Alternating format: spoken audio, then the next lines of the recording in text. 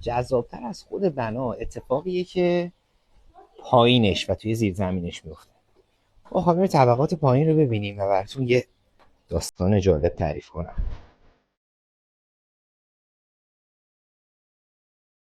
این ساختمون 6 طبقه زیر زمین داره. در واقع اینجا یه دیواری بوده. این دیوار رو وقتی که بر میدارن متوجه میشن که این پشت پله هاست و راه داره به خونه همسایه.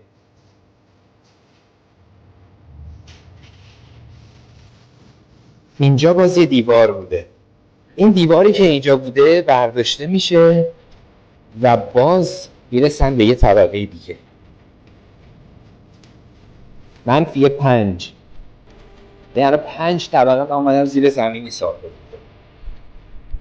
دوباره پله ها هر کدوم راه داشته به یک خروجی دیگه. و نکته جالب اینه که این قسمت و پشت این دیوار تونل زیرزمینیه که راه داره به سازه های آبی. شگفت انگیزه.